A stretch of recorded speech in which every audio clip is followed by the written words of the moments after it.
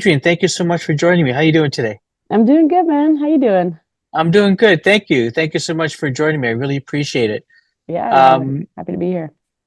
let's get started at the beginning. Um, how did you get started in comedy?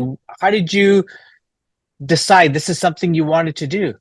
Yeah, to be honest, it's like I'm not one of those comics that wanted to do it since they were a kid. I wasn't like when I get older, I'm gonna be a comedian. I think I just always I liked performing. I went to an art school. So that was Okay. just always something that was in my realm. It was performing. Yeah. Um, but I'm not a very good actor, but I can play myself really well. Like I'm not Okay. good at getting too serious or too, if I'm reading lines that I haven't written myself, then I'm not very good at making them my own. I'm not a very good actor, um, but I always liked it. I liked getting ready for a show. I played instruments, so we would play, there was lots of different Okay. performance aspects in my life. Yeah. And then I don't know, high school finished and that was the end of school art or performing for me. Oh, And wow.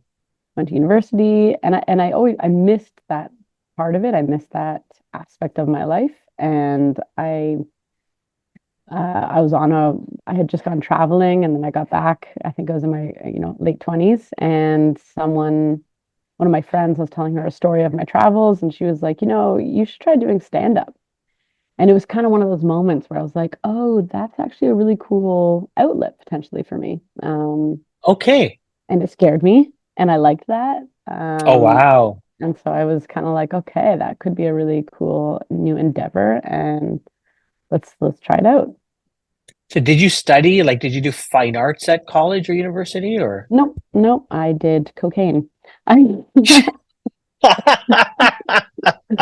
I barely made it through school. No, I had a I had a degree. I have a degree in psychology.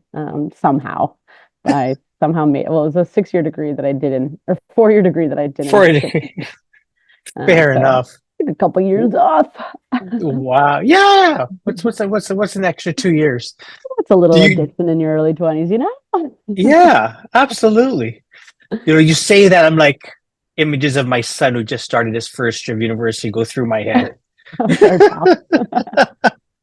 Um, do you remember, Adrian? Do you remember your first joke when you went Yeah, on stage?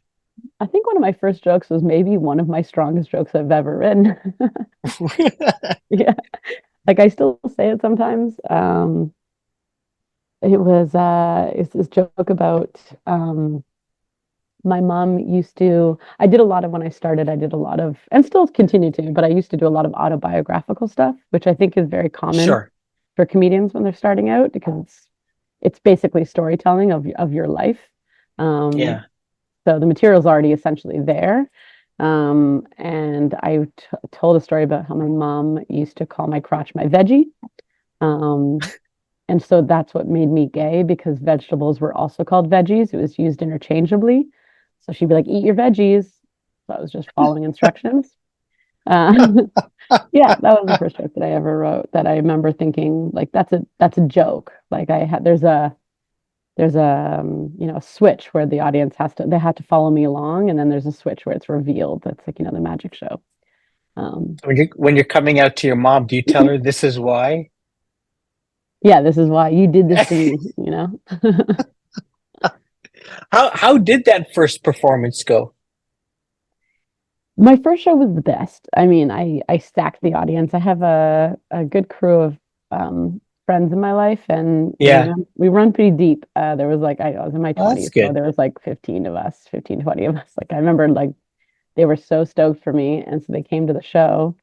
And when your friends are watching you, when there's 20 of them in the audience, you can't really lose. Fair When enough. they pretty much make up the entire audience. So I remember the first Well, show that's great. was a really big, it was mostly just a really big confidence booster. Oh, Um, that's good. yeah, and I remember thinking I was like, but my ego was totally inflated. I was like, I'm going straight to the top, you know? Call HBO right Yeah, now. yeah, that's how you feel, when you get that kind of love and support from your friends. So Yeah, the first show was great. And then I think the second show was also pretty good because I'd also stacked the audience with my friends. And then I remember thinking like, oh, I don't need anyone anymore.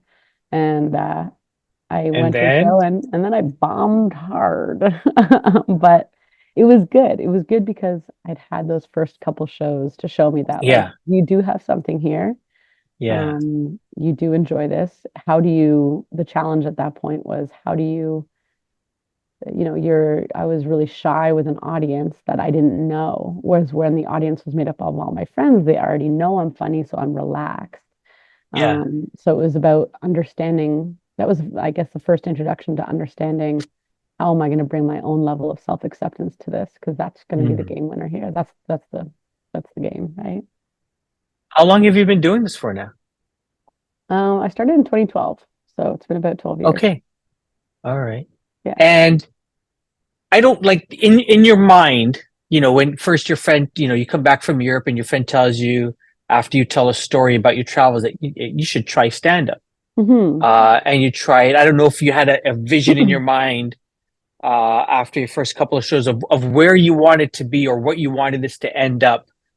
But I'm curious, Adrienne, are you at that place where yeah, this is what I wanted to do, or is there something you're shooting for? I know you recorded the end of last year. You recorded your first, was it your first album maybe or not? I don't But know. Or your last first in special? this past November, is my Yeah, second album. your second album. Yeah. Mhm. So where are you to yourself? Are you at that place where yes, I've I don't want to say I've made it because I don't know what that is even for myself. Right. Let alone if other people know it for themselves. But where are you? Where Am do you I? feel you are? Yeah.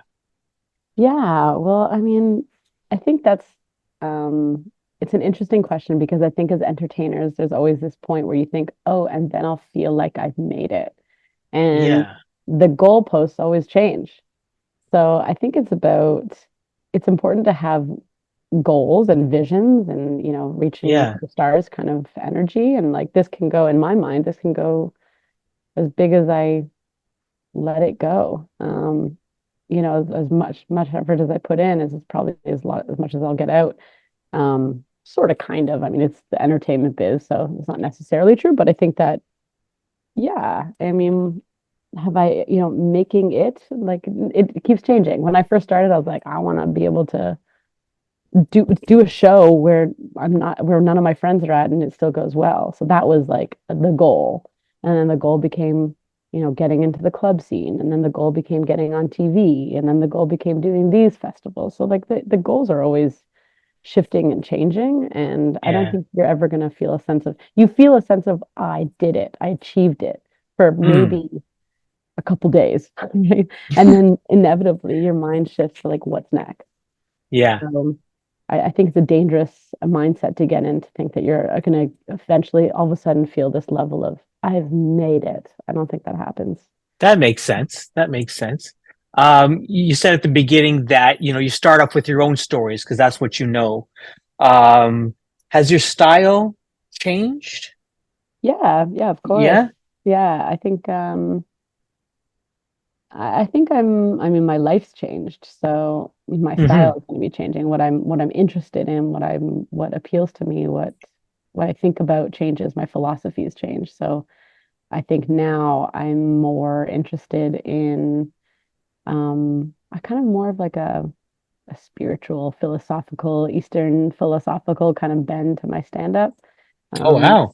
with a little gentle political commentary, but also coupled with dick jokes. No, like I think it's kind of both. So like the old style, which is, autobiographical and storytelling, I still love doing that.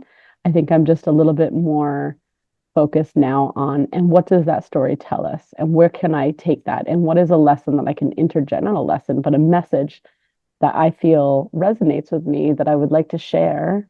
And the thing is, the messages aren't new. Everyone's already, people are learning this stuff everywhere, but I just so happen to have the gift of the gab. So if I'm able to express it and it maybe resonates with someone, then like that's really cool. Then I've made it. Nice. That is nice. What's next for you, Adrian? I got Just for Laughs Vancouver coming up in about a few weeks time. So right now I'm just prepping for that taping. I guess got it 2.5 more weeks before we're gonna hit the tapes. But yeah, so right now it's just that. It's warming up the set, it's figuring it out. Awesome. Awesome. Adrienne, thank you so much for joining me. Thanks to everybody for tuning in to My First Joke. Adrienne took us back to where it all began. If you're inspired to share your first joke or just want to hear more stories, follow the show, spread the word, keep laughing. And until next time, remember, Eat your veggies.